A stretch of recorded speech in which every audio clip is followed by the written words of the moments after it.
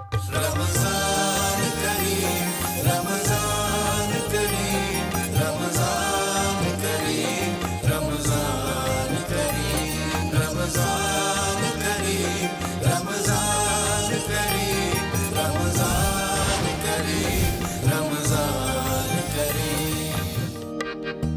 बिस्मिल्लाहिर्रहमानिर्रहीम। अस्सलामुअलैकुम नाज़रीन, मैं हूँ नाचीज़ उन्ज़ला इरफान। आपको एक बार फिर खुश आमदीद रमज़ान करीम की खुसूसी अफ्तार ट्रांसमिशन में। नाज़रीन, हम रोज़ाना की तरह आज भी एक मौजू पर गुफ्तगू करेंगे और आज का जो हमारा मौजू है वो है आदाब तिजारत के हवाले से। नाज़रीन, हम देखते हैं कि हमारे मुआशरे में जो तिजारत के उसूल हैं, जो आदाब हमारे दीन ने हमें बताए गए हैं, वो हमने कहीं पसे पुश्त डाल दिए हैं और आज जो हमारे तिजारत करने के उसूल हैं वो हमने अपने अपने अंदाज से बना रखे हैं। तिजारत के दौरान हम उन उसूलों को, उन आदाब को कहीं रख कर भूल चुके हैं जो हमारा दीन हमें बता चुका है। कुरान करीम में अल्लाह ताला ये इरशाद फरमाता है, अल-क़स्साबु फ़ी हबीबिल्लाह, यानी अल्लाह ताला के दोस्त वो लोग हैं जो मेहनतकार हैं। अल-क़ासिबु फ़ी हबीबिल्लाह, मुझे माफ़ कीजिएगा। इसके साथ ही नबी करीम सल्लल्लाहु अलैहि वसल्लम ने ये इरशाद फरमाया कि जो अच्छा ताजिर होता है, सच्चा ताजिर होता है, मेहनतकार होता है, रोज़े क़यामत वो उन लोगों के साथ होगा जो अम्बिया होंगे और जो शोहदा होंगे, यानी उनका मर्तबा रोज़े क़यामत अम्बिया और शोहदा के बराबर रखा गया है। फिर सच्चा ताजिर है कौन, दयानतदार ताजिर है कौन? इस हवाले से नबी करीम सल्लल्लाहु अलैहि वसल्लम से सवाल किया गया, जिस पर नबी करीम सल्लल्लाहु अलैहि वसल्लम ये इरशाद फरमाते हैं कि सच्चा और अच्छा ताजिर वो है जो गुफ्तगू के दौरान झूठ ना बोले, वादा करे तो खिलाफ वर्जी ना करे, और जब कोई चीज़ ख़रीदे तो उसकी बुराई बयान ना करे, जब बेचे तो उसकी अच्छाई और तारीफ़ बयान ना करे, और फिर जब उस पर किसी की रकम अदा करना बनती हो तो उसे अदा करने में ताख़ीर ना करे, और जब उसने किसी से लेना हो तो उस पर तंगी ना करे। ये वो आदाब हैं जो नबी करीम सल्लल्लाहु अलैहि वसल्लम हमें तिजारत के बता चुके हैं, और अगर हम इन आदाब को अपनी ज़िंदगियों में शामिल करते हैं तो हमारे लिए बहुत सी आसानियाँ हो जाती हैं। और यही वजूहात हैं कि हम देखते हैं कि आज जो हमारा जो आज का ताजिर है उसका कंट्रीब्यूशन हमारी मईशत में, मुआशरे निज़ाम में बहुत ज़्यादा होता है। अगर हम वो उसूल पर से पुष्ट डाल दें तो वो ताजिर हमें ढलान की तरफ और पीछे की तरफ जाता हुआ दिखाई देता है। तो इन्हीं तमाम चीज़ों पर आज गुफ्तगू करेंगे कि आदाब तिजारत है क्या, कैसे अपनाए जाएँ, क्यों अल्लाह ताला ने आदाब तिजारत के हवाले से बताया और क्यों इन्हें फ़र्ज़ करना लाजिम व मलज़ूम है। हमारे साथ आज रोज़ाना की तरह मौजूद हैं पीर मोहम्मद ज़ियाउल हक नक्शबंदी साहब। अस्सलाम वालेकुम, वेलकम। वालेकुम अस्सलाम। साथ तशरीफ़ फरमा होंगे अल्लामा गुलाम मुस्तफ़ा नईर अलवी साहब। अस्सलाम वालेकुम।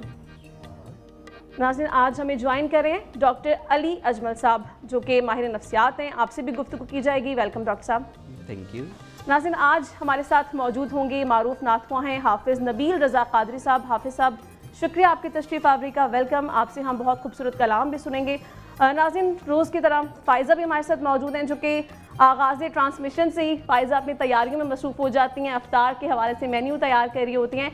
अस्सलाम वालेकुम फ़ाइज़ा, कैसी हैं आप? कैसी हैं आप? मैं बिल्कुल ठीक हूँ। फ़ाइज़ा, आप कैसी हैं? मैं भी ठीक हूँ बिल्कुल। फ़ाइज़ा, क्या बना रही हैं आज? क्या अफ्तार का मेन्यू है? हाँ जी, आज जो है वो मैंने थोड़ा सा काम जो है ना वो अपना पहले करके रख लिया और मैं अपने नाज़रीन से इसको ज़रूर शेयर करूँगी। बहुत से लोग जो हैं इस डिज़र्ट को खाने के लिए बहुत ही महंगे महंगे रेस्टोरेंट में जाते हैं, और उनजिला आपको बताऊँ कि इसका एक स्लाइस जो है ना वो 1800 का एक पर स्लाइस जो है ना वो सेल आउट होता है। तो आज मैं इसकी रेसिपी आप लोगों के साथ शेयर करूंगी। इसको बनाने के लिए जो है ना वो बहुत टाइम रिक्वायर्ड होता है। बेसिकली इसको बेक करने के लिए तो रिक्वायर्ड नहीं होता, लेकिन इसको ठंडा करने के लिए काफ़ी टाइम रिक्वायर्ड होता है, इसलिए मैंने इसको पहले से बेक करके रखा है, लेकिन मैं इसकी रेसिपी आपके साथ ज़रूर शेयर करती हूँ। अच्छा, इसको बनाने के लिए बहुत ईजी एक ही स्टेप है और एक स्टेप को फॉलो करते हुए आपने इसको बेक करना है। ये बर्न चीज़ केक है, इसे सैन सेबेस्टियन चीज़ केक भी कहा जाता है। आपको इसको बनाने के लिए 900 ग्राम क्रीम चीज़ की ज़रूरत पड़ेगी, 5 अंडे डालेंगे आप उसके अंदर, और 200 ग्राम पिसी हुई बारीक चीनी का इस्तेमाल करेंगे, थोड़ा सा वनीला एसेंस 10 ग्राम, आप इसमें लेमन जूस का इस्तेमाल करेंगे, कंडेंस मिल्क 100 ग्राम और मिल्क पैक क्रीम 300 ग्राम। इन सब चीज़ों को आपने एक बॉल में मिक्स करना है, और आपने बॉल में मिक्स करने के बाद 8 इंच का पैन लेना है, उसके अंदर बटर पेपर अप्लाई करना है आपने।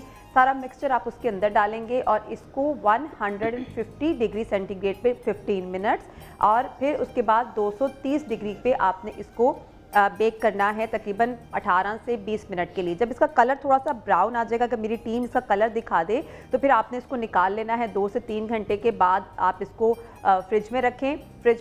फ्रिज में रखने के बाद आप इसे जब ये सेटल डाउन हो जाएगा तो फिर आप इसकी कटिंग करें और इसे सर्व करें किसी भी सॉस के साथ। आजकल स्ट्रॉबेरीज़ बहुत इन हैं और स्ट्रॉबेरीज़ के साथ जो है वो आप इसको किसी भी चॉकलेट सॉस के साथ सर्व कर सकते हैं, कैरेमल सॉस के साथ। तो जब मैं इसकी सर्विंग करूँगी आपको ज़रूर दिखाऊँगी। इसके साथ ही आज हम बना रहे हैं बहुत ही मज़े की चिकन कढ़ाही। चिकन कढ़ाही को बनाने के लिए मेरे पास सबरूसों का कढ़ाही कट मौजूद है और वो मैंने इस्तेमाल किया है 1.5 किलो के करीब। और साथ में ही मेरे पास यहाँ पे टमाटर हैं, 2 से 3 टमाटर को मैंने कट कर लिया था। आप चाहें तो होल टमाटर भी डाल सकते हैं। और 1 कप के करीब मेरे पास दही है। यहाँ पे 3 से 4 हरी मिर्चें हैं, थोड़ा सा अदरक कटा हुआ जूलियन में, लहसुन का पेस्ट है और यहाँ पे मेरे पास ज़ीरा पाउडर है, 1 टेबलस्पून धनिया पाउडर है, 1 टेबलस्पून नमक हस्बे जायका और यहाँ पे मैं काले मिर्च का इस्तेमाल करूँगी 1/2 टेबलस्पून। तो मैं इसको डालडा के बनास्पति घी में चिकन को फ्राई करती हूँ। तब तक जो है वो उंजला। जी फ़ाइज़ा, आपने एक्सप्लेन कर दिया कि आज हमारे पास मेन्यू में क्या है। अभी आपका बहुत सारा काम बाकी है, आप काम अपना जारी रखें। आपकी तरफ हम दोबारा भी आते हैं, लेकिन अभी हम चलते हैं अपने मौजू की जानिब जो कि आदाब तिजारत हैं। पीर साहब हमारे साथ मौजूद हैं। पीर साहब, आगाज़ आपसे कर लेते हैं गुफ्तगू का। अगर आप ये फरमा दीजिए कि कुरान करीम में जैसा कि अल्लाह ताला फरमाते हैं अल-कासिबु हबीबुल्लाह, यानी मेहनतकार अल्लाह के दोस्त हैं, अल्लाह के साथ हैं, तो इस आयत की रोशनी में आप बता दें कि अल्लाह ताला ने हमें क्या बताया है इस आयत के थ्रू और कैसे हम इन आदाब को अपनी ज़िंदगियों में शामिल करें। बिस्मिल्लाहिर्रहमानिर्रहीम। देखिए, इस्लाम एक दीन फितरत है।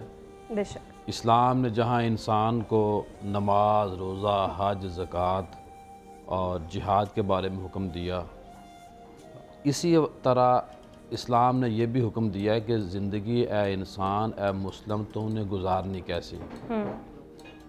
जब बंदा कलमा पढ़ लेता है ला इलाहा इल्लल्लाह मुहम्मदुर रसूलुल्लाह सल्लल्लाहु अलैहि वसल्लम, तो उसके बाद उसके ऊपर ये लाजिम होता है कि वो एक दायरे में आ गया है, एक सिस्टम में आ गया है। अब उसने ज़िंदगी बसर करनी है तो उस दायरे के अंदर रहते हुए बसर करनी है। वो यानी बेलगाम नहीं हो सकता। तिजारत भी उसी तरह ही है जैसे हमारे इबादात हैं या हमारे मामूलात हैं। तिजारत हमारे मामलात में आता है जी। जैसे हमारी इबादत ठीक होनी चाहिए वैसे ही हमारे जो मामलात उसकी बेहतरी भी होनी चाहिए। तो तिजारत एक बुनियादी उन्सर है हमारे माशरे का और फ़ी ज़माना रहा है और रहेगा। जो आपने हदीस पाक पेश की थी, आप देखिए ना, ये हदीस पाक तिरमिज़ी शरीफ की जिल्द नंबर 4 सफ़ा 471 और हदीस नंबर 1130 है कि शहीद और वो लोग जो अंबिया हैं उनके साथ ताजर का मामला होगा, मर्तबा उनके बराबर, उनके मुकाम और मर्तबा। देखिए, फिर एक और हदीस पाक है कि एक ताजर जब माल फ़रोख्त करता है तो वो इबादत में रहता है जी। जब वो घर से निकलता है तो सिर्फ वो तजारत नहीं कर रहा, वो इबादत में है, उसका जो एक लम्हा है। और ये हदीस पाक सही बुखारी जिल्द नंबर 2 सफ़ा 730 और हदीस नंबर 1970 के अंदर आता है कि अल्लाह के नबी सल्लल्लाहु अलैहि वसल्लम ने फरमाया कि जो दूसरों के लिए माल फ़रोख्त करने में आसानी पैदा करता है उसके लिए अल्लाह की रहमत है।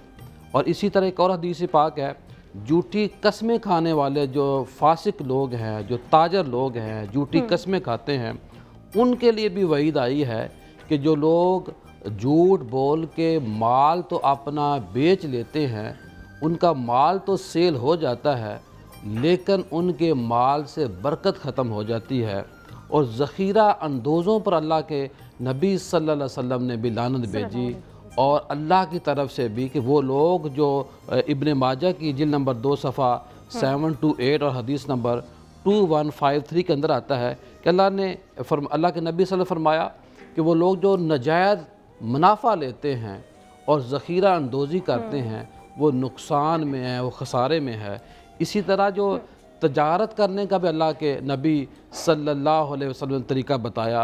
ये अबू दाऊद की जिल्द नंबर 3 सफ़ा 255 और हदीस नंबर 2382 के अंदर आता है। अल्लाह के नबी ने फरमाया कि जब तुम किसी के साथ तिजारत करो तो इस तरह ना करो कि मैंने तो यही पैसे देने हैं, मैं ज़्यादा नहीं दे सकता, یا اسی میں مجھے لازمی بیچو. اللہ کے نبی نے فرمایا کہ زبردستی نہیں کر سکتے, سختی نہیں کر سکتے. اور جو مال کا جو نقص ہوتا ہے اس کے بارے میں بتایا کہ جو بندہ ابو داؤد کی جلد نمبر 3 صفحہ 255 حدیث نمبر 2382 کے اندر آتا ہے, کریم آقا نے فرمایا کہ جو بندہ اپنے مال کا عیب بتا کے گاہک کو سیل نہیں کرتا, اس پر اللہ اور اللہ کے فرشتے لعنت بھیجتے ہیں. جو لفظ لعنت ہے نا, یہ ایک الگ سے پورا موضوع ہو سکتا ہے. لعنت غیر کافر کے اوپر ہوئی ہے اور جھوٹے کے اوپر ہوئی ہے. اور یہاں جو لعنت اس لیے آئی کہ وہ بندہ جھوٹ بول رہا ہے. اور جب تجارت کرنے والے لوگ ہیں, تجارت کے بارے میں یہ بھی حکم آتا ہے کہ جب وہ مال منڈی کی طرف آ رہا ہو تو اس وقت کوئی آگے جا کے مال بھی نہ خریدے, تاکہ جب منڈی میں مال پہنچے گا تو وافر ہوگا, اس کی قلت نہیں ہوگی. جو لوگ راستے میں خرید لیتے ہیں ان کے بارے میں بھی سختی آئی ہے, وعید آئی ہے. اور تاجر کی فضیلت بھی اس میں یہ میں عرض کروں, اللہ کے نبی صلی اللہ علیہ وسلم نے اپنے صحابہ کو حکم دیا تھا کہ اے میرے صحابہ, جب مدینہ شریف تاجر قافلے آئیں اور ان تاجروں کے اندر جو پڑھا لکھا تاجر ہو اس کو میرے پاس لازم لے کے آیا کہ ضروری لے کے آیا کہ کیونکہ وہ جو پڑھا لکھا غیر مسلم تاجر ہے وہ جب میرے صحابہ کے ساتھ بیٹھے گا تو ان کو علم سکھائے گا. اور مولا مشکل کشا اور حضرت عمر رضی اللہ تعالیٰ نے فرمایا تھا کہ جب ہمارے بازاروں میں مال سیل کرنے آؤ, یعنی کہ کاروبار کرنے آؤ, تو پہلے تجارت کے طریقے ہنر سیکھو, شرعی طریقہ سیکھو. ٹھیک ہے پیر صاحب, آپ نے بڑا خوبصورتی سے اس کو بیان کیا, لیکن اس میں بہت ابھی وسیع گفتگو باقی ہے کہ تجارت کی کس طرح جائے, منافع خوری کے حوالے سے, پھر ذخیرہ اندوزی کے حوالے سے. ان تمام تر چیزوں پر آج ہم گفتگو کریں گے. علامہ صاحب ابھی بریک لینی ہے, بریک کے بعد جب واپس آئیں گے تو پھر آپ کو ہم شامل گفتگو کرتے ہیں. پھر ڈاکٹر صاحب بھی ہمارے ساتھ موجود ہے, ڈاکٹر صاحب کو بھی شامل گفتگو کریں گے. ابھی ایک شارٹ بریک لیں گے, بریک کے بعد واپس آتے ہیں.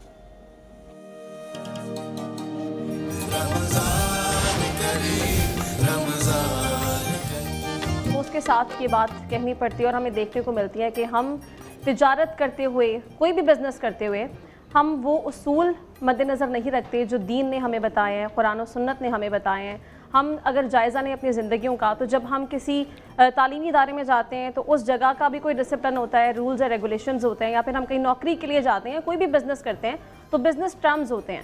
ہم دنیاوی طور پر تو ان ٹرمز کا بہت خیال رکھتے ہیں, لیکن جو دین نے ہمیں بتا رکھے ہیں ان پر ہماری کوئی توجہ نہیں ہوتی. کیوں توجہ نہیں ہوتی, اس کا نقصان ہمیں کیا ہوتا ہے, اس پر ہم گفتگو کرتے ہیں.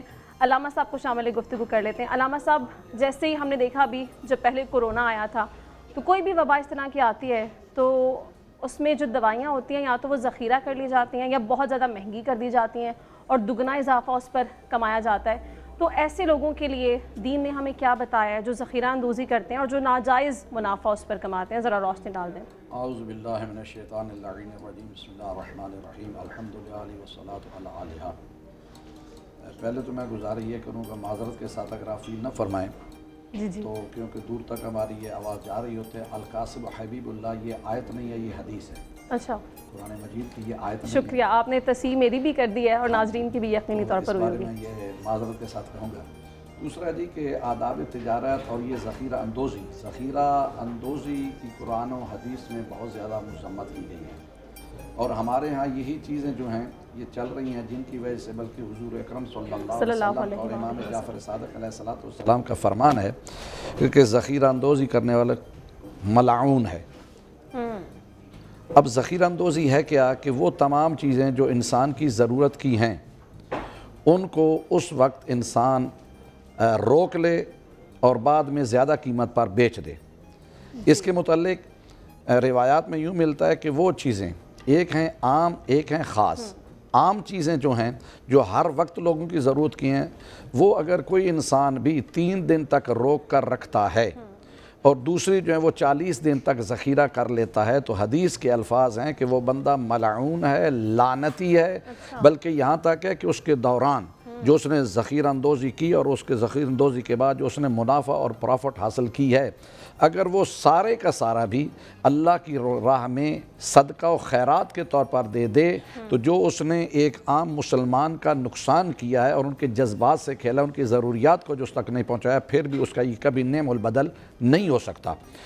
اور یہی ہمارے ہاں تو یہی وتیرہ بنا ہوا ہے کہ جب مارکیٹ میں کسی چیز کو دیکھتے ہیں کہ اب اس کی شارٹیج ہو گئی ہے یا اس کی قیمت بڑھا دیں گے، یا یہ دیکھتے ہیں کہ اب لوگوں کی جناب علی ضرورت بڑھ رہی ہے، تو جس طرح آپ کا سوال تھا کرونا کے درمیان، اب وہی ماسک جو عام حالات میں 5 روپے کا تھا اس کو جناب 50 روپے تک، پھر 200 روپے تک کر دیا گیا، روک دیا گیا۔ پیچھے ہم نے دیکھا کہ پیناڈال کی گولی جو ہے وہ نہیں مل رہی، جو 20 روپے 10 روپے کا پتہ تھا 200 روپے کا مل رہا۔ تو اس طرح کے تاجر جو ہیں ان کی خداوند متعال نے مذمت فرمائی ہے، اور حدیث مبارکہ میں بھی ہے، بلکہ یہاں تک ہے کہ ابھی جو جیسے گفتگو رہی کہ تاجر جو ہیں ان کی 5 طرح کی قسمیں، 5 اقسام ہیں تجار کی۔ ان میں سے یہ ہے کہ سب سے پہلے تو تاجر کے لیے ضروری یہ ہے، امام جعفر صادق علیہ السلام ارشاد فرماتے ہیں کہ تاجر کو یہ چاہیے کہ تجارت شروع کرنے سے پہلے احکام دین کو سمجھے، تجارت کے متعلق جو خدا اور رسول نے ارشاد فرمایا ہے وہ ان کو سمجھے۔ اگر وہ دین کے احکام کو تجارت کے متعلق نہیں سمجھے گا تو وہ حلال و حرام کی تمیز نہیں کر پائے گا۔ اسی طرح دوسرا، امام جعفر صادق علیہ السلام ارشاد فرماتے ہیں کہ ایک موقع ایسا آیا کہ گھر میں یعنی مدینہ میں ان کا ظاہری طور پر جو گزر اوقات تھا اس میں کوئی تھوڑی سی تنگی ہوئی، تو ایک شخص عبداللہ یعنی اللہ کا بندہ، انہوں نے کہا کہ کیا تو تجارت کر سکتا ہے؟ اس نے کہا جی کر تو سکتا ہوں۔ امام نے ارشاد فرمایا 1000 دینار لے کر جاؤ اور مصر کی طرف جاؤ اور تجارت کرو۔ وہ 1000 دینار لے کر وہاں سے چلا، اور جب لے کر وہ جا رہا تھا راستے میں کچھ اور لوگ اس کو شامل ہو گئے، تو جب دوسرے ساتھیوں کے ساتھ وہ مصر کے بازار میں داخل ہونا ہی چاہتا تھا تو کچھ لوگ بازار مصر سے باہر آ رہے تھے۔ انہوں نے ان سے پوچھا کہ مارکیٹ میں کیا چل رہا ہے؟ انہوں نے کہا جی کہ فلاں چیز کی اس وقت جو ہے وہ طلب زیادہ ہے، فلاں کی کم ہے، یہ چیز مارکیٹ میں وہاں پہ مصر کے بازار میں نہیں مل رہی۔ تو اس نے اپنے ساتھیوں کے ساتھ کہا بہت اچھا ہو گیا، ہم تو لے کے یہ آئے ہیں، ہمیں تو بہت زیادہ یہاں پہ منافع ملے گا۔ اور وہاں پر اس نے کیا کیا، اپنے ساتھیوں کے ساتھ قسم اٹھائی کہ ہم اس کو دگنی قیمت پر بیچیں گے۔ بازار میں گئے، لوگوں کی ضرورت تھی، انہوں نے اس کو دگنی قیمت پر بیچا اور لوگوں نے اس کو خریدا۔ خرید کر جب واپس وہ مدینہ میں آئے تو اس نے 2 تھیلیاں تھیں، ایک تھیلی میں وہ 1000 درہم دینار جو امام علیہ السلام نے کاروبار کے لیے دیا تھا، اور 1000 وہ تھا کہ جو اس نے پرافٹ لی۔ امام پوچھتے ہیں یہ 2 تھیلیاں کیوں؟ کہا جی اس میں تو اصل راس ہے جس سے میں نے مال خریدا، اور یہ 1000 وہ ہے دینار کہ جس کے اوپر میں نے منافع حاصل کیا۔ امام ارشاد فرماتے ہیں کہ تو نے 100 گنا منافع حاصل کر لیا اور لوگوں کی ضرورت سے ناجائز فائدہ اٹھایا۔ امام نے فرمایا میرا 1000 دینار مجھے دے دیا جائے اور اس کو میں ہاتھ نہیں لگاؤں گا، یہ میرے لیے قطعاً جائز نہیں ہے۔ تو اس وجہ سے ذخیرہ اندوزی بھی ناجائز ہے اور ناجائز منافع، یہ 2 الگ الگ ٹاپک ہیں۔ ذخیرہ اندوزی الگ چیز ہے اور منافع جو ہے الگ چیز ہے۔ اور ذخیرہ اندوزی کے متعلق جو ہے ہمارے ہاں مارکیٹ میں کیا ہے کہ جب جیسے رمضان المبارک آ رہا ہے، آ چکا ہے، اس رمضان المبارک نے ہمیں کیا کیا کہ وہی چیزیں جو بازار میں پہلے عام حالات میں مل رہی تھی، مثال کے طور پر عام روزمرہ کی اشیاء کا دیکھیں، فروٹ ہے، یہ اس کے علاوہ سبزیاں ہیں جو پہلے 200 کی مل رہی تھیں اب 500 کی مل رہی ہیں، تو یہ ناجائز۔ حالانکہ دوسری قومیں جو ہیں وہ جب ان کا کوئی اس طرح کا تہوار آتا ہے تو اس میں ان کو کنسیشن دیتی ہیں، رعایت دیتی ہیں، سبسڈی دیتی ہیں، لیکن ہمارے یہاں ایسے تہواروں میں ہر چیز جناب یہ کیوں ہے سب کچھ؟ یہ دراصل تاجروں کی 2 اقسام ہیں۔ ایک امام ارشاد فرماتے ہیں وہ ہیں کہ جو دنیاوی نفع حاصل کرتے ہیں، ایک وہ ہے کہ تجارت کی وجہ سے اپنی آخرت کو سنوارتے ہیں۔ جن کے نزدیک مطمع نظر مال و دولت صرف اکٹھا کرنا ہوتا ہے وہی ذخیرہ اندوزی بھی کرتے ہیں اور اپنی مرضی کا منافع لیتے ہیں، لیکن جن کا مطمع نظر یہ ہوتا ہے کہ میں نے مخلوق خدا کی رضا لینی ہے۔ اسی وجہ سے حضرت امام علی علیہ السلام ارشاد فرماتے ہیں کہ تجار کو تاجروں مخاطب کرتے ہوئے وہ خط امام علیہ السلام کا جو انہوں نے مصر کے گورنر جناب مالک اشتر کو لکھا، میں سمجھتا ہوں کہ اگر وہ خط حکمران وقت اور تاجر پڑھ لیں تو اسلامی حکومت کے خط و خال بھی سامنے آ جاتے ہیں اور تاجروں کی جو ذمہ داری ہیں وہ بھی سمجھ آ جاتی ہیں۔ امام ارشاد فرمایا تاجر کو چاہیے کہ کبھی اپنا مال بیچتے ہوئے تو اس کے درمیان سود نہ لے کر آئے۔ دوسری بات کہ کبھی مال بیچتے ہوئے قسم نہ اٹھائے۔ یہاں پہ جھوٹی اور سچی قسم کی بات نہیں ہے، اور اس کے کچھ مستحبات ہیں، کچھ اس کے مکروہات ہیں۔ مستحبات میں یہ ہے کہ جب کوئی دو تو دیتے ہوئے کچھ تھوڑا وزن زیادہ دو، لیتے ہوئے کم لو۔ اور ہمارا کیا ہوتا ہے کہ ہم کوشش کرتے ہیں جب دیتے ہوئے ڈنڈی مار لیں، جب کسی سے کوئی چیز لینی ہے تو ہم اس کے عیب نکالتے ہیں۔ حالانکہ حکم ہے کہ جب کسی کی چیز کوئی خرید رہے ہو تو اس میں سے عیب نہ نکالو، اپنی بیچ رہے ہو تو تعریف نہ کرو۔ اور اسی طرح پھر ارشاد فرمایا کہ امام علیہ السلام بازار سے گزر رہے تھے، بازار کوفہ سے، ایک کسائی کی دکان کے اوپر ایک خاتون گوشت لیتے اس سے جھگڑ رہی تھی۔ تو انہوں نے کہا جی کہ کیا وجہ ہے؟ انہوں نے کہا جی کہ اس کا تول مجھے صحیح تھوڑا سا نظر نہیں آ رہا، میں کہتی ہوں کہ تھوڑا اس کو بڑھا دے، تو اس نے بڑھایا نہیں۔ امام علیہ السلام نے اسے ارشاد فرمایا کہ تجارت کے کیا تجھے اصولوں کا پتہ نہیں ہے کہ حضور اکرم صلی اللہ علیہ وسلم ارشاد فرمایا کہ جب بھی کچھ دو تو ترازو کا وہ چیز جس کے اوپر آپ نے دینے کے لیے چیز رکھی ہے وہ پلڑا جو ہے وہ جھک رہا ہو تاکہ آپ تھوڑا زیادہ دیں۔ تو یہ تمام چیزیں اگر انسان کے مد نظر ہوں تو پھر وہ کامیاب تاجر ہے، ورنہ وہ کبھی کامیاب تاجر نہیں بن سکتا۔ اور ظاہر ہے ناظرین، جو چیزیں ہمیں دین نے بتائی ہیں اگر ہم ان کو اپناتے ہیں تو ہمارے لیے ہی آسانیاں ہوتی ہیں۔ ڈاکٹر صاحب آپ کے لیے بہت سارے سوالات آنا شروع ہو گئے ہیں، لیکن ابھی ہم ایک بریک لینی ہے اور بریک کے بعد پھر ہم نے پیر صاحب سے بھی آج کا وظیفہ بھی جانا ہے، تو ہم بریک پر آ کے دوبارہ گفتگو یہیں سے کنٹینیو کریں گے۔ رمضان کریم، رمضان کریم، رمضان۔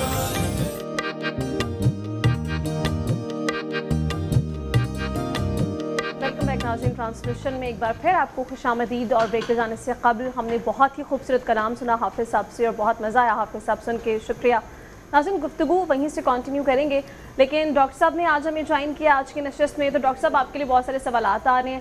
سب سے پہلے تو آپ ایک کال آئی ہے، عمران صاحب ہیں لاہور سے، ان کا تعلق ہے، وہ یہ جاننا چاہتے ہیں کہ ہم سے زندگی میں جب کوئی ایسے گناہ سرزد ہو جائیں اور ہم ان کی توبہ بھی کر لیں، معافی بھی مانگ لیں، لیکن اس کے باوجود ایک گلٹ کا ایلیمنٹ ہمارے اندر رہ جاتا ہے اور وہ مسلسل ہمیں تنگ کرتا ہے اور وہ ڈیولپ بھی ہوتا جاتا ہے، تو وہ ایک تو بتا دیجئے کہ کیا اثر ہوتا ہے ہماری نفسیات پر اور کیسے اس سے بچا جا سکتا ہے؟ جی بالکل، جب بھی کوئی ہم ایسی چیز کرتے ہیں، کوئی گناہ، کوئی غلطی، کوئی ایسا معاملہ ہم سے سرزد ہو جاتا ہے، چاہے وہ کسی کو پتہ ہو یا نہ ہو، لیکن ایک انسان کا ایک اپنا ضمیر تو ہوتا ہے۔ بہرحال اگر کسی کو نہ بھی پتہ ہو تو خود ہمارا ضمیر ہماری سرزنش تو کرتا ہے، اور جس سے بعض اوقات ہمیں گلٹ اور ریگریٹ وغیرہ کے جو جذبات ہیں، ایسے جو نیگیٹو جذبات ہیں، یہ ہمارے اندر آتے ہیں۔ اب ایک حد تک تو یہ کسی بھی قسم کی جو گلٹ ہونا ہے یہ ایک پازیٹیو ہے کہ یہ ہمیں مزید گناہوں سے روکتی ہے، ہم اپنے آپ کا خود ہی محاسبہ کرتے ہیں۔ لیکن اس کے بعد جب ایک یہ جو گلٹ ہے ہماری، جو کہ اگر ایک حد سے زیادہ بڑھ جائے تو پھر ہمیں اس سے مختلف قسم کے ذہنی و نفسیاتی مسئلے ہو سکتے ہیں۔ اس میں تو کچھ کلینکل قسم کے بھی مسئلے جیسے کہ کوئی سائیکوٹک ایشوز، کوئی ڈپریشن وغیرہ ہو سکتا ہے، لیکن اگر نہ بھی ایسا ہو تو کوئی فوکس کے مسئلے ہو سکتے ہیں، کوئی سٹریس وغیرہ ہو گیا، یا پھر عام طور پہ کہ موڈ وغیرہ کا خراب ہونا، یہ ہماری گلٹ کی وجہ سے ہو جاتا ہے۔ اب اگر اسی کو ذرا گلٹ میں کہ کیسے ختم کرنی چاہیے اگر ہو گئی ہے گلٹ، تو اسی کو ذرا ہمارے جو مین ٹاپک جو بھی آپ بات کر رہی تھی تجارت کی اور ذخیرہ اندوزی کی، اس پہ میں کچھ بات کرنا چاہوں گا۔ دیکھیں ہوتا اصل میں یہ ہے کہ جب بھی ہم کوئی ایسی چیز کرتے ہیں، جب تجارت کے آداب جو ہمیں مذہب نے سکھائے ہیں، یقیناً اسلام جو ہے وہ دین حق ہے، نیچر کے قریب سب سے قریب جو ہے وہ ہمارا مذہب ہے، جو بھی ہمیں آداب سکھائے ہیں اسلام میں، جب بھی ہم تجارت کے لے لیں یا دوسرے، جب بھی ہم ان کو فالو نہیں کرتے، جیسے کہ ذخیرہ اندوزی کرتے ہیں یا پھر ہم کچھ اس طرح کا کوئی منافع خوری زیادہ کر لیتے ہیں، اس سے ہوتا یہ ہے کہ چاہے سامنے والے بندے کو پتہ چلے نہ چلے، گلٹ ضرور ہوتی ہے۔ اور وہ جو گلٹ جو ہے ہماری، کہ ہمیں لگتا ہے کہ بہرحال ہم نے کچھ کیا تو صحیح، اچھی چیز نہیں کی، اب وہ چاہے پتہ ہو کسی کو یا نہ پتہ ہو، وہ ہمیں بیمار کر دیتی ہے۔ آپ ایک چیز دیکھیں کہ جیسے ابھی علامہ صاحب بھی فرما رہے تھے کہ جب کوئی تہوار آتا ہے تو ساری دنیا میں چیزیں سستی ہو جاتی ہیں، جب ان کا تہوار آتا ہے یہاں پہ مہنگی ہو جاتی ہیں۔ اب اس چیز کو سمجھنا ہے کہ یہ کتنی ایک شارٹ سائنٹڈنیس اور انسانی فطرت کے لیے اور انسانی صحت کے لیے، خاص طور پہ ذہنی صحت کے لیے، یہ کتنی ایک غلط چیز ہے کہ جب ہم منافع خوری اس طرح کی کر لیتے ہیں تو کیا کر رہے ہیں۔ آپ دیکھیں، ہم اپنی قوم کو ذرا دوسری قوموں کے ساتھ کمپیریزن کریں، اگر بزنس میں دیکھیں یا کسی بھی انڈسٹری میں دیکھیں تو یقینی طور پہ دوسری قومیں جو ہیں وہ زیادہ ترقی کر گئی ہیں۔ ذہنی و نفسیاتی امراض ہمارے بہت زیادہ اس وقت بڑھ رہے ہیں، کرائم ریٹ بہت زیادہ بڑھ رہا ہے۔ تو یہ شارٹ سائنٹڈنیس اس لیے ہے کہ ذخیرہ اندوزی کر لی، منافع کما لیا، لیکن پھر بھی نہ خود اتنی ترقی کر سکے نہ ہی قوم ترقی کر سکی۔ تو یہاں پہ ہم نے سمجھنا ہے کہ اگر ہم اسلام کے اصولوں کو، تجارت کے اصولوں کو اپنی زندگیوں میں اپنائیں گے، قوم بھی ترقی کرے گی اور वक्ती फ़ायदे आप शायद आपको ना हो, वक्ती तौर पे आप पैसे ना कमा सके, लेकिन लॉन्गर रन आप पैसे भी कमा लेंगे। और दूसरी बात यह है कि इससे आपकी सेहत अच्छी रहेगी। अब देखें कि आजकल आप ज़रा जो हमारे माशरे में जो उम्र है, पहले उम्रें बहुत ज़्यादा होती थी, आजकल क्या मसला है कि दवाइयाँ भी अच्छी आ गई हैं, साइंस ने तरक्की भी कर ली है। जो पहले बीमारियाँ बड़ी मुश्किल से ठीक होती थी, आज 2-3 दिन हम उनको दवाई खाएं और वो ठीक हो जाती है। लेकिन फिर भी क्या वजह है कि सारी टेक्नोलॉजी भी आ गई, उम्र हमारी फिर भी कम हो गई है। असल में मसला ये है कि जो हम काम कर रहे हैं, जो हम तजारत में कर रहे हैं, बातें तो आम तौर पे हम कर लेते हैं, लेकिन बातों के हर बंदा बात कर लेता है, लेकिन कंडक्ट जो हमारा अंदर से होता है, ऊपर से अच्छी बातें कर ली सबके सामने, लोगों की नज़र में हम अच्छा भी बन गए, हमने मुनाफा भी कमा लिया, लेकिन अंदर से जो हमने काम किए होते हैं उसकी वजह से हमें गिल्ट होती है। और फिर गिल्ट अगर ज़्यादा हो जाए, ज़हनी व नफ्सियाती मसले ना सिर्फ होते हैं बल्कि जिस्मानी मसले भी होते हैं। आप देखें कि आजकल जितने लोगों को ये डायबिटीज़ बढ़ रही है, कोई क्रॉनिक हार्ट के मसले हैं, हाइपरटेंशन के मसले हैं, आप देखें कि सारी चीज़ें उनकी लाइफ में तकरीबन ठीक चल रही हैं। मुनाफाखोरी करके, ज़ख़ीरा अंदोज़ी करके पैसे भी कमा लिए, झूठ बोल के अपनी एक इमेज भी बना ली, उसके अलावा जो कुछ करना था गलत काम करके कर लिया, इस्लाम के असूलों को नहीं उन्होंने फॉलो किया, लेकिन अल्टीमेटली क्या हुआ, बीमार हो गए, बहुत सारे पैसे कमा लिए, लेकिन लाइफ की वो क्वालिटी नहीं रहेगी, कोई खुशी नहीं है, इतने पैसे जेब में हैं लेकिन डिप्रेशन की दवाइयां खा रहे हैं। बहुत सारे ऐसे लोग हैं जिनको बज़ाहिर अगर देखा जाए तो हम कहते हैं कि जी बड़ी अच्छी इनकी ज़िंदगी है, इनकी ज़िंदगी में तो सब चीज़ें ठीक चल रही हैं। और बाय द वे सिर्फ बिजनेसमैन की बात नहीं कर रहा, इसमें पढ़े लिखे तबके भी हैं, बिजनेसमैन भी है, सारे जो मकतबा फ़िक्र से जिनका ताल्लुक है वो लोग आ जाते हैं। डॉक्टर साहब, मेंटल हेल्थ जो है वो बहुत ज़रूरी है और हमारे यहाँ अनफॉर्चुनेटली उस पर इतना फोकस नहीं होता है। बच्चों की तरबियत कैसे की जाए और शुरू से ही मेंटल हेल्थ पे कैसे फोकस किया जाए, इस पर आपसे बात करेंगे। लेकिन अभी फ़ाइज़ा की जानिब चलते हैं। फ़ाइज़ा, आपके लिए भी आज एक सवाल आया है। जी माहिरा है सरगोधा से, वो ये जानना चाह रही हैं कि वो जब भी बेकिंग करती है तो उनकी डो समटाइम्स होता है कि कच्ची रह जाती है। जी। तो उसके लिए वो क्या वजूहात हैं, तो वो कहाँ पे लैग कर रही हैं और कोई टिप्स देते हैं उन्हें? जी, तो आप जब केक को बेक कर रही होती हैं तो आपका सवाल ये है कि आपका केक सेंटर से कच्चा रह जाता है। तो केक का बैटर जो है जब आप बनाती हैं तो आपका केक का बैटर डिपेंड करता है कि आप स्पंज बना रही हैं, आप केक बना रही हैं। अगर तो आप केक बना रही हैं तो आप मोल्ड के अंदर जो बैटर है केक का वो ज़्यादा फिल कर देती हैं। ज़्यादा फिल करने की वजह से भी सेंटर से जो आपका बैटर है वो कुक नहीं हो पाता प्रॉपर तरीके से। तो आप थोड़ा सा कोशिश करें कि अपने मोल्ड को बहुत ज़्यादा फिल ना करें। अगर उसको हाफ मोल्ड फिल करेंगी तो आपका केक बहुत अच्छे तरीके से बेक हो जाएगा। और ये भी डिपेंड करता है कि आप रेसिपी कौन सी यूज़ कर रही हैं। अगर आप हमारे सेगमेंट को देख रही हैं तो आप अपनी रेसिपी को भी हमारे साथ शेयर कर सकती हैं, हम उसका भी आंसर आपको दे देंगे। Thank you so much Faiza. यकीनन जो आपने टिप दी है वो मायरा के लिए भी फ़ायदेमंद साबित होगी और हम सब भी इसको अप्लाई करेंगे। पीर साहब, आप अभी बता रहे थे कि आज ज़ाती मसरूफियात की वजह से आप जल्दी रुखसत लेना चाह रहे हैं, तो जाने से पहले आप ज़रा आज का वजीफ़ा बता दीजिए। जी, वजीफ़े से पहले मैं 2-3 जो तजारत से मुंसलिक मसाइल हैं वो बता दूँ। एक तो बोली वाली जो कमेटी है ये शरई तौर पर हराम है। अच्छा। क्योंकि यहाँ जुल्म होता है, लोग बोली लगाते हैं, शुरू वाले को पैसे पूरे मिल जाते हैं, आखिरी वाले को पूरे पैसे मिल जाते हैं, दरमियान में जितने लोग होते हैं उनके साथ ज़्यादती होती है। ये नाजायज़ और गैर शरई है। गिरवी गर जो तजारत के लिए दिए जाते हैं ये गैर शरई हैं, क्योंकि वो लोग जुल्म करते हैं, उनसे नाजायज़ उनकी मजबूरी उससे फ़ायदा उठाते हैं। बोली जायज़ है लेकिन मंडी के अंदर बोली जायज़ हो, जहाँ पे ओपन लोग माहौल दिया जाए, और ऐसी बोली जैसे सरकारी ख़ास और ठेके जो होते हैं वहाँ मिली भगत से होता है कि आपने इससे आगे नहीं जाना, आपने इससे आगे नहीं जाना। तो ये भी इन चीज़ों को भी देखना चाहिए। फलों का जो होता है, जो बाग हम सेल करते हैं, जब तक फल पूरी तरह पक ना जाए उस वक्त तक नहीं सेल नहीं करना चाहिए। और मैं आखिर में ये कहूँगा कि जो लोग मुश्किलात में घिरे होते हैं उन्हें कुछ पता नहीं चलता कि भाई अब मुझे कौन सा कोई असबाब मुहैया हो जाए, कहाँ से सबब बन जाए, वसीला क्या बन जाए। तो या मुसब्बिबुल असबाब, या मुसब्बिबुल असबाब 313 दफ़ा पढ़े और दुआ करे, इंशाअल्लाह जल्द उनके लिए उनकी जो मुश्किल है कोई ना कोई इंशाअल्लाह अल्लाह पाक तरफ से सबब मिल जाएगा इंशाअल्लाह। बहुत शुक्रिया पीर साहब। नाज़रीन, अभी हम लेंगे ब्रेक के बाद वापस आके हम अपनी गुफ्तगू यहीं से कंटिन्यू करेंगे। अभी एक ब्रेक लेते हैं।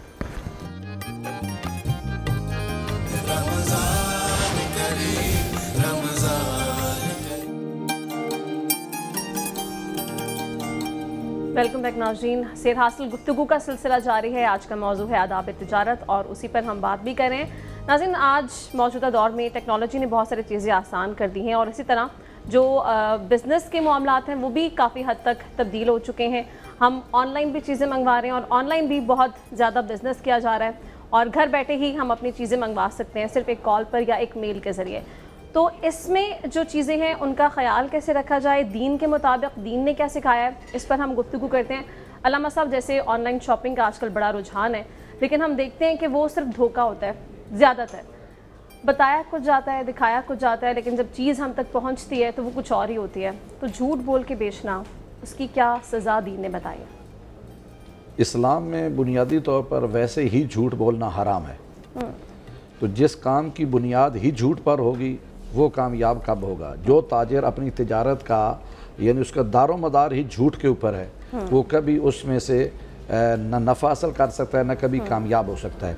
इसी वजह से अहादीस मासूमीन में ये मिलता है कि सच्चा जो ताजर है उसकी बहुत ज़्यादा तारीफ़ की गई है। मिसाल के तौर पर बहुत सी अहादीस हैं जिनमें से मैं एक दो का सहारा लेके नाज़रीन तक बताना चाहूँगा कि फरमाया कि जो सच्चा ताजिर है, हुज़ूर अलैहिस्सलातु वस्सलाम फरमाते हैं कि वो क़यामत के दिन अर्श इलाही के साए के नीचे होगा। तो गोया जो झूठ बोल के बेच रहा है वो तो उस दिन क़यामत के वाले दिन जो है वो इससे महरूम रहेगा। फिर इरशाद फरमाया कि सच्चा ताजिर वो है कि जो सच्चाई के साथ तिजारत करेगा, मालो फ़रोख्त को सच्चाई से बेचेगा, तो वो क़यामत के दिन शुहदा और सालेहीन के साथ महशूर होगा। तो गोया झूठ बोलने वाला जो हर चीज़ की बुनियाद तो है झूठ। और दूसरा बात यह है कि बताना कुछ और दिखाना कुछ और बताना कुछ और देना कुछ, ये सिर्फ झूठ नहीं, ये धोखा भी है।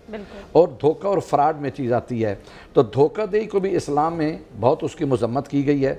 तो खालिक के कायनात ने इसी वजह से, जैसे कि मैंने पहले कहा कि अगर वो इस्लाम की उसूलों से शनासा है तो न वो धोखा करेगा ना ही वो झूठ बोलेगा। और इस्लाम में ये चीज़ ज़रूरी है कि इंसान अपनी चीज़ को, ये नहीं है कि हेरा फेरी करके, और हमारे यहाँ ये भी ममानियत की गई है कि चीज़ों को बना संवार कर ना रखो। एक चीज़ और हमारे यहाँ क्या होता है कि हर चीज़ को जनाब डेकोरेट करके सामने रखा जाता है ताकि देखने वाला उसको देख कर वहाँ, लेकिन जब देख कर वो सामने जाता है तो देख कर उसने ले तो लिया, लेकिन जाकर घर जाके खोलता है उसमें कुछ और होता है। तो इस तरह की सारी कमाई जो है वो हलाल नहीं है बल्कि शरई तौर पर वो हराम है। इसी तरह जनाब अली अब जो ऑनलाइन ले रहा है उसका मुनाफा आम आला से वो ज़्यादा ले। मुनाफा कैसे ले रहा है कि जो ख़रीदार है एक तो उस चीज़ की कीमत अदा कर रहा है, फिर उसकी डिलीवरी के पैसे भी वो दे रहा है। अब बाज़ार से वो उसका मुनाफा और डबल हो गया, यानी ख़रीदार को भी नुकसान हो रहा है दो हवाले से। एक तो चीज़ की वजह से उसको नुकसान हो रहा है कि दिखाया कुछ किया और भेजा कुछ किया, दूसरा उसके मुनाफा के हवाले से हो रहा है। तो इस्लाम जो है मुनाफाखोरी के हालत में नाजायज़ मुनाफे के बारे में बहुत ज़्यादा मज़म्मत की गई है। हाँ, किसी हद तक यहाँ तक आया कि मुनाफे के बारे में सवाल किया कितना लेना चाहिए, फरमाया कि इतना मुनाफा ले। मिसाल मैं दे रहा हूँ, वहाँ पे एग्जैक्ट फिगर हदीस में नहीं है कि मिसाल के तौर पर 1000 रुपए की वो चीज़ बेच रहा है तो उसमें से इतना मुनाफा ले कि उसका वहाँ से जो 1000 के मुताबिक खर्च बनता है वो निकल जाए। मिसाल के तौर पर 1000 रुपए की चीज़ असल में थी, उसके ऊपर उसने वहाँ से घर पहुँचने तक उसका खर्चा, उसके बाद मुनासिब यानी 10% तक तो वो ले सकता है। लेकिन हमारे यहाँ जो है 50% ले 100%, ये बिल्कुल जायज़ नहीं है। और कसम खा कर माल बेचने की बहुत ज़्यादा मज़म्मत की गई है। हमारे यहाँ हर चीज़ में कसम खाई जाती है और इरशाद फरमाते हैं जो ताजिर कसमें खा कर माल बेचता है उसके माल तिजारत से जो है वो बरकत उठ जाती है, उसमें सच्ची और झूठी कसम की कोई सिलसिला नहीं है। और फिर खुदावंद मुतआल ने तिजारत की फिर कई अक़साम हैं। तिजारत जो है, तिजारत की हमारे यहाँ सिर्फ ये बताया जाता है ताजिर की तिजारत की जो है वो अक़साम है। मिसाल के तौर पर बाज़ चीज़ें ऐसी हैं तिजारत में हलाल हैं, यानी बाज़ चीज़ों में तिजारत करना वाजिब है, बाज़ में करना मकरूह है, बाज़ में मुस्तहब है, बाज़ में मुबाह है और बाज़ में हराम है। अब वाजिब तिजारत कौन सी है कि इंसान अपनी ज़ात और जिनका नानो नफ़्का उसके ऊपर वाजिब है उनके लिए जो तिजारत है इतनी तिजारत उसके लिए करना वाजिब है और वो नहीं करता तो गुनाहगार है। अब उसके अलावा जनाब अली मुस्तहब और सुन्नत तिजारत कौन सी है? तमाम अंबिया ने भी तिजारत की है, लेकिन सुन्नत तिजारत मुस्तहब तिजारत वो है कि अपने लिए, अपने अहल व याल के लिए और अपने मुआशरे के लिए जो बेहतर तौर पर चीज़ पेश कर सकते हैं उसके लिए तिजारत करना उसके लिए मुबाह है और वो मुस्तहब है। अब मकरूह क्या है? मकरूह तिजारत में तमाम पेशे भी आ जाते हैं। मैं अपने नाजरीन से पहले माजरत भी करूँगा अगर कोई इसका पेशे के साथ मुंसलिक हो, लेकिन उसमें ये चीज़ है कि उसमें एक चीज़ ये है कि वो इंसान जो है जो तिजारत कर रहा है उसमें मकरूहात में ये आता है, मिसाल के तौर पर जो कफन वाला जो है, कफन फरोशी जो है, ये शहरी तौर पर उसको जायज़ नहीं है। उसके अलावा दूसरी चीज़ जो है वो उसके लिए ये जायज़ है कि ये कसाब, मुसलसल जानवरों को ज़िबा करने वाला जो पेशा है उसकी तिजारत करते हैं। हाँ, कभी कभार अगर वो ज़िबा करता है तो वो मुस्तहब है, मकरूह न, वो जो उसके लिए बेहतर है, अपने जानवर खुद ज़िबा करना बेहतर, लेकिन जो ये पेशा अपना लेता है। इसी तरह उन चीज़ों का पेशा जो अपनाता है कि कफन फरोशी का कारोबार कर लेता है। इसी तरह जनाब अली हमारे यहाँ ये कब्रें खोदने वाला जो सिलसिला कर रहा है, अगर ये ज़रूरी है लेकिन इसकी उजरत लेने, एक बंदा जनाब लोगों को गुस्ल देने का कारोबार शुरू कर देता है कि मैंने गुस्ल देने के पैसे ही लेने हैं, इसकी अलग ये भी कारोबार अगर अपना लेता है, तिजारत शुरू कर देता है, शरई तौर पर जायज़ नहीं है। बल्कि बाद रिवायात में तो यहाँ तक मिलता है कि अगर उसकी नीयत ये है कि मैंने मैयत को गुस्ल देकर इसके पैसे ही लेने हैं तो वो गुस्ल बातिल हो जाता है। जी, गुस्ल बातिल हो जाता है। तो यानी तिजारत की फिर बहुत सी अक़साम है। अब इसके अलावा हराम तिजारत कौन सी है? हराम तिजारत उसको कहा जाता है, सूद के बारे में तिजारत हराम है, शराब की तिजारत हराम है, मनशियात की तिजारत हराम है। यानी जो काम, कोई भी जो चीज़ ऐने निजासत है, बाद लोग जनाब कुत्तों की तिजारत करते हैं, कुत्तों की तिजारत भी हराम है। इस वजह से यानी जो चीज़ें ऐने निजासत हैं उनकी तिजारत करना हराम है। बल्कि शराब की तिजारत की वजह से तो हदीस के अल्फाज हैं कि 10 तरह के लोग शराब की वजह से जहन्नुम में जाएंगे। यानी जिसने तिजारत इसलिए की कि उसने बाग इस वजह से लगाया कि इससे शराब तैयार होगी, वो भी जहन्नमी। फिर जिसको इल्म है कि इस बाग का फल तोड़ेंगे और ये मार्केट में जाएगा तो शराब बनेगी, फल तोड़ने वाला भी जहन्नमी। मार्केट में अगर उसके इल्म हो गया है कि इससे शराब ही बनेगी तो मार्केट में जाकर मंडी में वो जनाब बोली लगाने वाला, फिर वहाँ से उठाकर जनाब दूसरे मकाम पर पहुँचाने वाला, फिर शराब तैयार करने वाला, फिर शराब तैयार करके मार्केट में ले जाने वाला, ये सारे के सारे जो हैं ये जहन्नमी। इस वजह से कारोबार करने से पहले हमें अहकाम दीन को समझना होगा कि कौन से काम तिजारत में करने हमारे लिए जायज़ हैं, कौन से सुन्नत हैं, कौन से मकरूह हैं, और मुबाह वो काम है कि जिसके करने की वजह से न तो मुसलमानों को कोई नुकसान हो रहा है उसकी वजह से, न बहुत ज़्यादा उसको फ़ायदा हो रहा है, वो इंसान उसको कर सकता है। तो इस वजह से मुनाफाखोरी के बारे में जैसे हम बात कर रहे थे, अब मुनाफे के बारे में कई मरतबा, मैंने पहले भी 2 मरतबा कहा, लेकिन इंसान तवज्जो नहीं करता। मुनाफा हर लिहाज से इंसान के लिए न नाजायज़ है, लेकिन ज़ख़ीरा अंदोज़ी के साथ मुनाफा हासिल करना जो है वो नाजायज़ है। तो इस वजह से इन तमाम आकाम के ऊपर हमें तवज्जो करनी चाहिए, ताकि अगर हम तिजारत करें, अल-कासिब हबीबुल्लाह कौन सा है, वो ताजिर का है। और यहाँ पे दूसरी हदीस में कोट करूँगा कि हुजूर अकरम सल्लल्लाहु अलैहि वसल्लम इरशाद फरमाते हैं कि जितना कायनात में रिज़्क़ रखा गया कारोबार में, 9 हिस्से रिज़्क़ तिजारत में है, 1 हिस्सा बाकी तमाम कामों में है। यानी बरकत एक तरह से, यानी बरकत इतनी ज़्यादा तिजारत में है। लेकिन कौन सी तिजारत? जो खुदा और रसूल के आकाम के मुताबिक, कुरान सुन्नत के मुताबिक तिजारत की जाए तो सरासर उसमें नफ़ा ही है, नुकसान कभी भी उसमें नहीं हो। बहुत शुक्रिया अलामा साहब, आपने बहुत ही डिटेल्ड इस पर रोशनी डाल दी और यकीनी तौर पर मेरे लिए ये बहुत ही फ़ायदेमंद साबित हुआ है, नाज़रीन के लिए भी हुआ होगा। डॉक्टर साहब अभी एक ब्रेक लेंगे, ब्रेक के बाद जब वापस आएंगे तो वो एक पॉइंट जो हम डिस्कस करना चाह रहे थे बच्चों की तरबियत के हवाले से, उस पर हम बात करेंगे। नाज़रीन यहाँ पर वक्त एक ब्रेक का, आप हमारे साथ ही रहिए।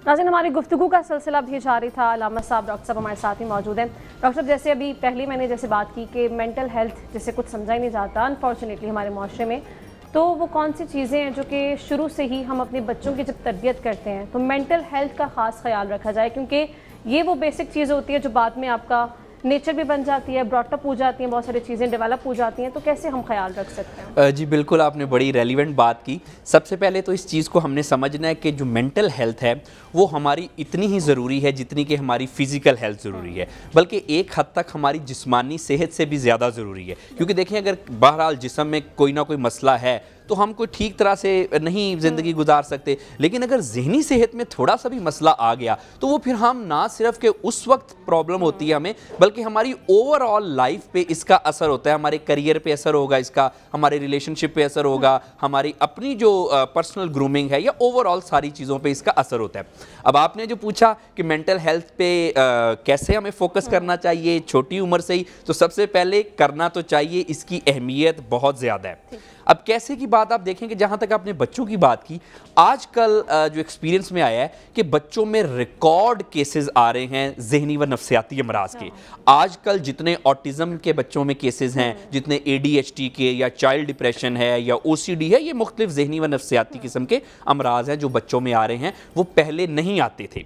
अब ये आ क्यों रहे हैं? इसकी सबसे बड़ी वजह आजकल तो हमारे जो लाइफस्टाइल है। आप देखें कि आजकल हो क्या रहा है, माँ बाप भी फ़ोन पे लगे हुए हैं, बच्चों को भी फ़ोन पकड़ाया हुआ है। अब जिसकी वजह से एक्सेसिव डोपामीन हमारी बॉडी में रिलीज़ हो रहा है, बच्चों की भी पेरेंट्स की भी। उसकी वजह से हम चिड़चिड़े हो रहे हैं, मिजाज में मसला आ रहा है, और उसकी वजह से ही हमें मसले होते हैं। अब देखें ना कि अल्लाह ताला कुरान पाक में फरमाता है कि फ़बी अय्यी इला रब्बिकुमा तुकज़्ज़िबा, और तुम अपने रब की कौन कौन सी नेमतों को जुटलाओगे। हमारे नबी ने बता दिया, करके दिखा दिया कि अगर खामंद हो तो इस तरह से करो, अगर बाप हो तो इस तरह से करो। तो पेरेंट्स को मैं ये बताना चाहता हूँ कि इस्लाम के असूलों को पे अमल पैरा होते हुए अपने बच्चों को मोबाइल पकड़ाने की बजाय उनके साथ टाइम स्पेंड करें। नबी की सीरत हमारे लिए एक मशले राह है कि आप बच्चों के साथ अच्छे तरीके से उनको कम डांटें, आप उनको डिसिप्लिन करने के लिए ज़्यादा सख्ती ना करें, उनके साथ टाइम गुजारें, उनको अपने साथ इबादत में लगाएं। वही टाइम जो बच्चे आजकल मुख्तलिफ किस्म के गैजेट्स को यूज़ कर रहे हैं, सेल फ़ोन यूज़ कर रहे हैं,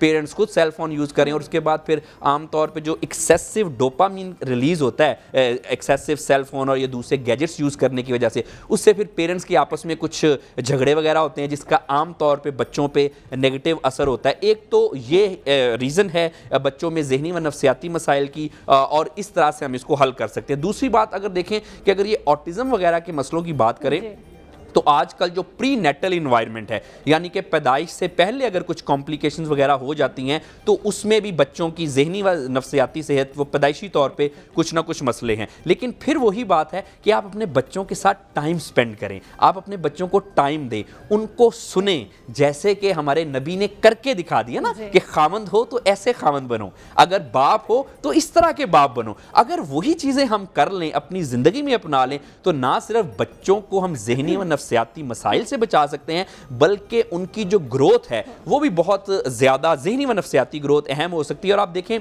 कि कोई भी काम किसी भी इंसान ने करना है वो जहन से करना है। अगर जहन ठीक है तो इंसान ठीक रहेगा, वो घर ठीक रहेगा, वो माशरा ठीक रहेगा, वो मुल्क ठीक रहेगा, कौम बनेगी, और ये दुनिया को हम एक अच्छी दुनिया बना सकेंगे अगर इंसानों के जहन ठीक है। और फिर ये चीज़ें जो हैं वो बच्चों पर बहुत ज़्यादा इफेक्ट होती हैं, और बड़े होकर हम उन पर असरात भी फिर देखते हैं। अगर पॉजिटिवली होती हैं तो वो फिर एक अच्छे इंसान के तौर पर मुआशरे में उभरते हैं।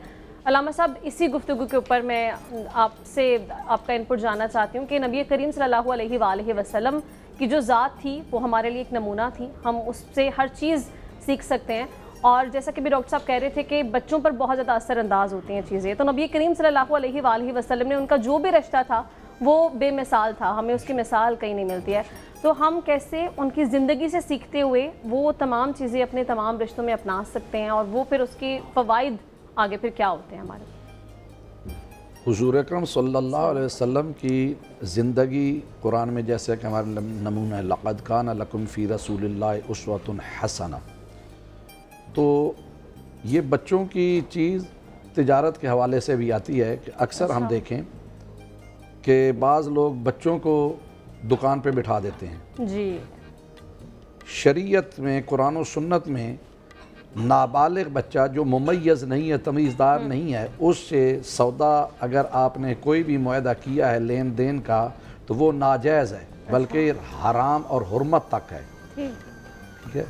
और जब हमने रसूल खुदा सल्लल्लाहु अलैहि वसल्लम से ज़िंदगी को हर लिहाज से हर चीज़ के ऊपर मुंतबिक करना है تو اس تجارت میں دو چیزوں کو اور ہم نے مد نظر رکھنا ہے کہ کہیں کوئی تجارت ہمیں ذکر خدا سے غافل تو نہیں کر رہی. پھر تجارت کی جہاں پہ اور بہت سی اقسام ہیں وہاں یہ بھی ہے کہ آیا ایک ہے دنیاوی مال کی تجارت, آخرت کی تجارت, کہ کہیں ایسا تو نہیں ہے کہ دنیاوی مال کی خاطر ہم آخرت اپنی ساری برباد کر رہے ہیں, بلکہ ہمیں ایک حضور اکرم صلی اللہ علیہ وسلم کی زندگی سے ایک واقعہ ملتا ہے کہ مسجد نبوی جب حضور علیہ السلام نے تعمیر فرمائی تو وہاں پر ایک جگہ بنائی جس کو کہا جاتا ہے صفہ, اور وہ لوگ جن کے پاس مالی وسائل نہیں تھے اور وہاں پر وہ علم حاصل, قرآن و حدیث حاصل کرتے تھے, انہیں اصحاب صفہ کہا جاتا ہے. ان میں سے ایک تھے حضرت سعد. حضرت سعد کے بارے میں ہے کہ وہ تنگ دست تھے, ہر وقت پریشان رہتے تھے, مالی پریشانی تھی. حضور علیہ السلام بھی ان کی وجہ سے بہت پریشان رہتے تھے کہ ایک مرتبہ جبرائیل آئے اور کہا کہ خالق کائنات اللہ رب العالمین ارشاد فرما رہا ہے کہ ہم آپ کو سعد کے بارے میں جب پریشان دیکھتے ہیں تو اللہ کہتا ہے مجھے بھی تکلیف ہوتی ہے. تو انہوں نے کہا جی کہ میں چاہتا ہوں کہیں اس کی پریشانی اور یہ مالی مشکلات دور ہو جائیں, تو لیکن میرے پاس اتنے سلسلہ نہیں ہے. تو ایک دن حضور علیہ السلام جبرائیل کو اللہ رب العالمین نے بھیجا, اور بھیجنے کے بعد کہا کہ اسے یہ کہو کہ آیا وہ تجارت کر سکتا ہے. حضور علیہ السلام اپنے گھر سے نکلے اور انہوں نے کہا 2 درہم اللہ نے کہا جبرائیل کو کہ رسول خدا کو دیں. حضور علیہ السلام اپنے گھر سے نکلے, گھر سے نکل کر نماز ظہرین ادا کرنے کے جب مسجد میں آئے تو سعد سے کہا تم تجارت کر سکتے ہو؟ ان کا تجارت میں کیسے کروں گا, میرے پاس تو کوئی پیسہ ہی نہیں ہے. انہوں نے کہا پیسہ میں دیتا ہوں. 2 درہم عطا فرمائے, اور عطا فرمانے کے بعد کہا کہ ان سے تجارت کرو. انہوں نے نماز ظہر و عصر پڑھی, اس کے بعد وہ نکل گئے بازار میں جا کر انہوں نے کچھ خریدا. خریدنے کے بعد دن بدن اسے منافع آتا گیا, پرافٹ آتا گیا, حالات ان کے بہتر ہوتے گئے, یہاں تک کہ انہوں نے مسجد نبوی کے باہر ایک چھوٹی سی دکان بنا لی جس سے صحابہ کرام استفادہ کرتے تھے, اور کاروبار ان کا شروع ہوتا گیا, پھر اور زیادہ ہو گیا. یہاں تک مقام پہنچا کہ ایک دن حضور علیہ السلام جب وہاں پہ پہنچے, جناب بلال جب آذان کہتے تھے تو پہلے سب سے پہلے جناب سعد مسجد میں پہنچتے تھے. اب آذان ہو گئی, جناب سعد وہیں پہ ہیں. پہلے جو کثرت سے وہاں پر ٹائم دیتے تھے اب کم دے دیا. حضور علیہ السلام وہاں پہ آئے, کہا کہ سعد پہلے تو یہ تھا کہ آپ اذان ہوتے ہی مسجد میں پہنچ جاتے تھے, اب آپ کا کاروبار پھیلا تو آپ کا. انہوں نے کہا کہ یا رسول اللہ دیکھیں لوگوں کو کچھ مال دیتا ہوں, دینے کے بعد پھر ان سے پیسے لینے ہوتے ہیں, کچھ لینا دینا ہوتا ہے, اس وجہ سے مجھے تھوڑی دیر ہو جاتی ہے. تو ارشاد فرمایا جب پھر پریشان ہوئے تو پھر خداوند متعال نے کہا جبرائیل پوچھو میرے نبی سے کہ جب سعد کے پاس کچھ نہیں تھا پھر بھی پریشان تھے, اب ہے تو پھر پریشان ہیں. کہا کہ اصل میں 2 چیزیں ہیں.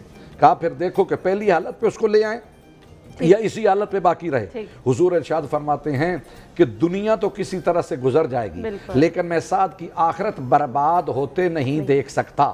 کہا پھر جاؤ اس کے پاس اور اسے کہو کہ وہ جو درہم آپ نے دیے تھے وہ واپس کر دیں.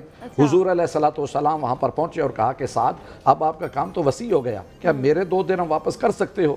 انہوں نے کہا جی 2 کیا میں تو 200 دے سکتا ہوں.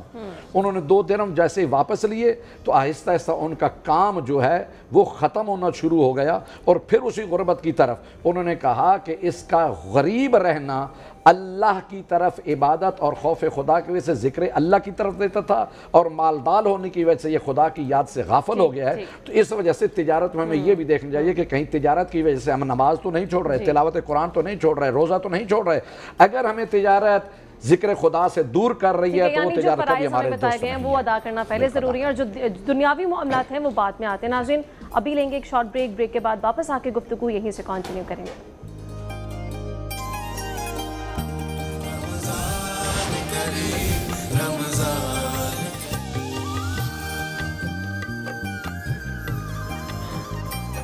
ویلکم بیک ناظرین. بریک پہ جانے سے قبل ہماری گفتگو کا سلسلہ جاری تھا. آج کا جو ہمارا موضوع ہے آداب تجارت کے اوپر ہم بات کر رہے تھے.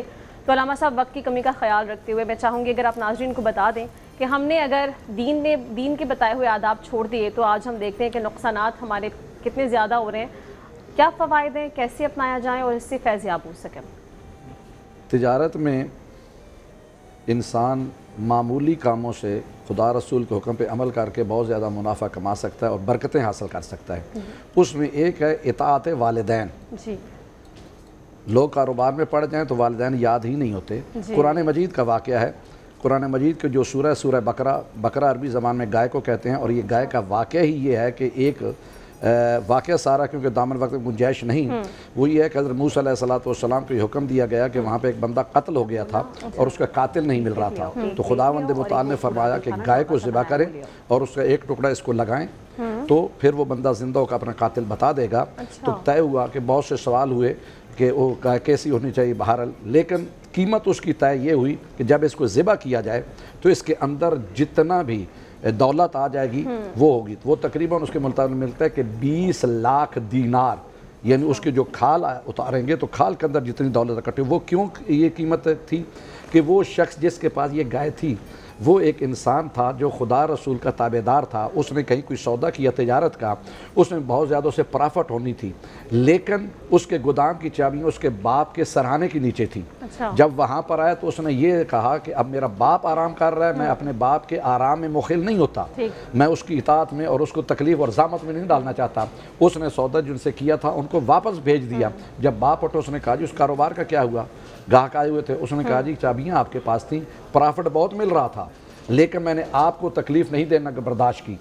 तो खुदा उस बाप ने उसको बतौर इनाम ये गाय दी और उसका कई गुना ज़्यादा ये प्रॉफिट इस सिलसिले में उसको मिल गया कि उसने बाप की इताअत की। तो इसलिए ताजिर हजरात को ये भी चाहिए कि खुदा रसूल के अहकाम के साथ साथ ऐसा ना हो कि कारोबार और तिजारत में मिलकर अपने वालिदैन को भूल जाएं, और वालिदैन की दुआएं कारोबार में हमेशा बरकत भी देती हैं और उसमें कई गुना ज़्यादा मुनाफा भी हासिल हो। बहुत शुक्रिया अल्लामा साहब, आपने बहुत ही आसानी कर दी है देखने वालों के लिए, यकीनी तौर पर ये चीज़ उनके लिए फ़ायदेमंद भी होगी। डॉक्टर साहब, अख्ताम पे अगर आप ये बता दें कि हम सब भी ऐसा महसूस करते हैं, हमें ऐसा लगता है कि जब हम दीन से दूरी इख्तियार करते हैं तो बेचैन रहते हैं, और अल्लाह से जब कुर्बत होती है तो उस टाइम सारे मामलात भी आसान होते हैं, और एनजाइटी डिप्रेशन का जो एलिमेंट है वो भी किस हद तक कम हो जाता है। देखने वालों को आप इस हवाले से क्या मैसेज दें? जी बिल्कुल, आपने बिल्कुल बड़ी दुरुस्त बात फरमाई। अल्लाह बिज़िक्रिल्लाह तत्माइनुल कुलूब, और बेशक अल्लाह के ज़िक्र से ही दिलों को इत्मीनान हासिल है।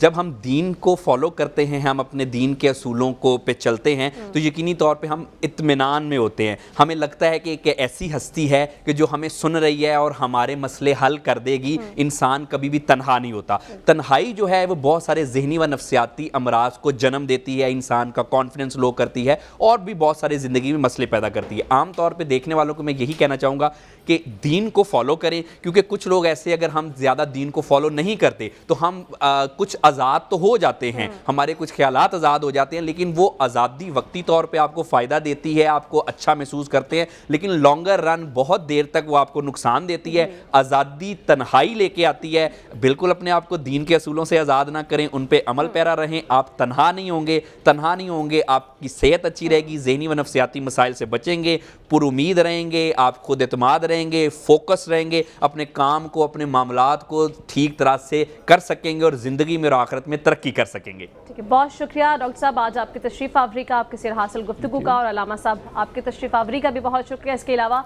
हाफिज़ साहब आज हमारे साथ मौजूद थे। हाफिज़ साहब, बहुत मज़ा आया आपका कलाम सुनकर, बहुत ही खूबसूरती से आपने कलाम पढ़ा, बहुत शुक्रिया आपकी तशरीफ़ आवरी का। नाज़रीन, अब हम जानते हैं कि वक्त इफ्तार जो है वो नज़दीक आता जा रहा है, और लाहौर में अब से कुछ देर बाद वक्त इफ्तार भी हो जाएगा। हम चलते हैं हमारे किचन की जानिब, फ़ाइज़ा हमारे साथ मौजूद हैं।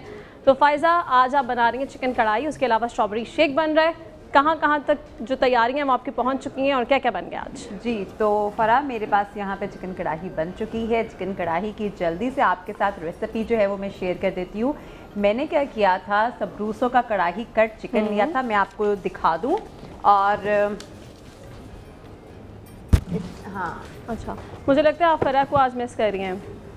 जी, फरा को आप मिस कर रही हैं, आपने बेध्यानी में फरा मुझे मुखातिब किया। फरा को मैं भी मिस कर रही हूँ, कोई बात नहीं, सॉरी। फरा को मैं भी मिस कर रही हूँ, और फ़ाइज़ा भी आज मेरे ख्याल से मिस कर रही है। फरा, अच्छा, मेरे पास यहाँ पे सबरूसों का कढ़ाई कट है, ये इसकी पैकिंग है, और मैंने आज 1.5 किलो जो है ना सबरूसों का कढ़ाई कट चिकन यूज़ किया है। और मैंने इसको पकाने के लिए मैंने इसके अंदर जो है वो 1 से 2 प्याज का बारीक कटी हुई डाली थी, 2 से 3 टमाटर डाले थे, 1 टेबलस्पून मैंने इसमें लाल मिर्च का पाउडर डाला था, हस्बे जायका नमक, और इसके अंदर थोड़ा सा जिंजर डालने के बाद मैंने इसको 5 से 6 मिनट के लिए पकने के लिए रख दिया। उसके बाद मैंने इसको निकालने के बाद इसके पानी को थोड़ा सा ड्राई किया, और ड्राई करने के बाद मैंने इसके अंदर डालडा का बनास्पति घी ऐड किया, साथ में थोड़ी सी मैंने साबुत लाल मिर्च ऐड की इसके अंदर, और इसको थोड़ा सा दोबारा से भूनने के बाद मैंने इसमें दही ऐड किया। दही ऐड करके दही का पानी थोड़ा सा खुश्क किया और उसके बाद मैंने हरी मिर्चों के साथ इसको यहाँ सर्व किया है। और ऊपर गार्निशिंग करना नहीं भूलिए, वो जरूरी है। और मेरे पास यहाँ पे आज सबरूसों के नगेट्स है। आज हमारे पास बच्चों के रोज़ा कुशाई है, तो उसके लिए मैंने सबरूसों के नगेट्स बनाए हैं। अच्छा, सबरूसों के नगेट्स की खास बात ये है कि इसको आप फ्राई करने के साथ बेक भी कर सकते हैं। और बेक करने के लिए मैं आपको बता दूं कि ओवन को 230 डिग्री सेंटीग्रेड पर गर्म करें और 5 मिनट के लिए इसको गोल्डन ब्राउन होने दें और 5 मिनट के दौरान में ही इसकी साइड्स को आपने चेंज भी करना है।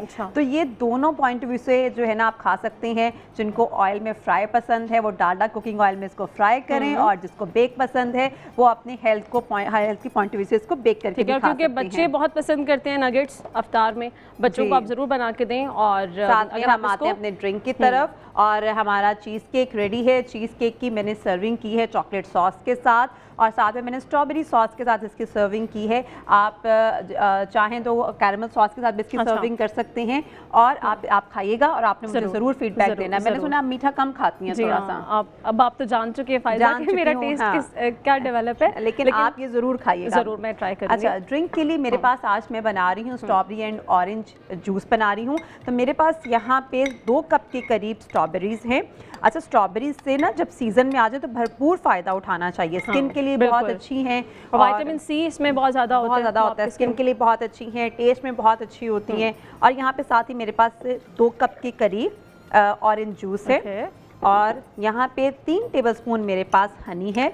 अच्छा, आप चाहें तो इसकी जगह पे वैसे मैं 2 से 3 टेबलस्पून हनी यूज़ कर रही हूँ, और साथ में शुगर भी है। लेकिन अगर आप सारी शुगर इस्तेमाल करना चाहती हैं, हनी नहीं, तो आप वो भी कर सकते हैं। 3 टेबलस्पून के मेरे पास यहाँ पे करीब शुगर है। थोड़ा सा इस ड्रिंक को फ्रेश करने के लिए मेरे पास यहाँ पे मिंट है। मैं इसमें थोड़ा सा मिंट ऐड किसी भी चीज़ में फायदा हम मिंट ऐड करते हैं तो हम देखते हैं उसका वो जो एक टेस्ट बहुत इनहैंस होता है और बहुत अच्छा लगता है। और यहाँ पे मेरे पास थोड़ी सी बर्फ़ है, और इन सबको मैं अच्छे से ब्लेंड कर लेती हूँ। सॉरी, मैं कवर चले, जब तक ये ब्लेंड हो रहा है तब तक मैं आपके साथ स्ट्रॉबेरी सॉस की रेसिपी को जल्दी से शेयर कर लेती हूँ। मेरे पास 200 ग्राम के करीब स्ट्रॉबेरी थी, इसको मैंने बहुत ही फाइन चॉप करवा लिया था, और साथ में मैंने इसमें हस्बे जायका या फिर 50 ग्राम के करीब शुगर ऐड करें। अच्छे से मैशी होने तक इसको पकाएं कि एक अच्छे से सॉस तैयार हो जाए। स्ट्रॉबेरीज जब सीज़न में आती हैं तो थोड़ी सी खट्टी होती हैं, उस सूरत में इसमें लेमन जूस डालना ज़रूरी नहीं होता, लेकिन जब ये सीज़न में आ जाती हैं तो थोड़ी मीठी भी हो जाती हैं। उस सूरत में आप इसमें थोड़ा सा लेमन जूस ऐड करें ताकि स्ट्रॉबेरी सॉस का जायका जो थोड़ा सा खट्टा मीठा हो, तो वो अच्छा लगता है। वो अच्छा लगता है। मैंने इसमें थोड़ा सा लेमन जूस ऐड किया है, फ्यू ड्रॉप्स आप टेस्ट कर लीजिएगा कि टेस्ट बैलेंस हो, और आप इसको अपने चीज़ केक के साथ सर्व करें। ठीक है, जब तक आपकी ड्रिंक रेडी हो रही है नाज़रीन के साथ हम शेयर कर लें कि इफ्तार में आप रूह अफ़ज़ा का इस्तेमाल लाजमी कीजिए।